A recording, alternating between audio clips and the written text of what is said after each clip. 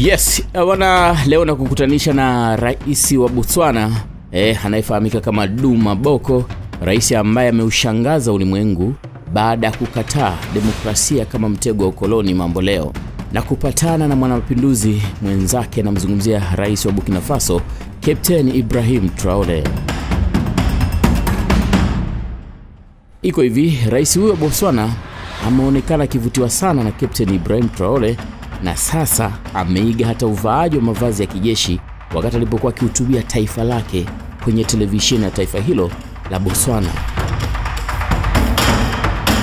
Rais huyu alionekana akizindua sera mpya ya kutoa makazi bure kwa raia wasio na makazi. Hii akionyesha mpango kama ule ambao umefanywa na Captain Traore wa Burkina Faso miezi kadhaa iliyopita. Nafikiri ni kitu ambacho kimezungumzwa sana ulimwenguni kwa maana ya kila alichokifanya rais huyu wa Burkina Faso cha kutoa makazi bure. Jambo hili pia amelifanya rais huyu wa Botswana.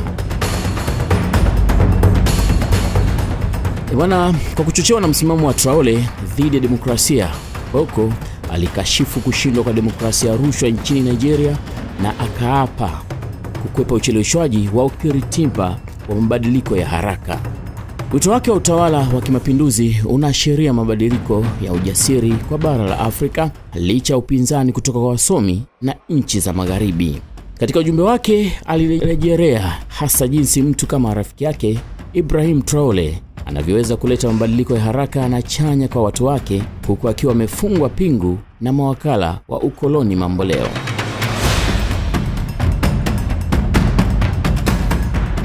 Bwana, naendelea kukudonolea moja baada ya jingine yale yanayotokea barani Afrika, lakini hasa yale yanayohusu viongozi wa Afrika ambao wamechagua kujikita kuipa kisogo demokrasia na kuchagua kuwatumikia watu wao.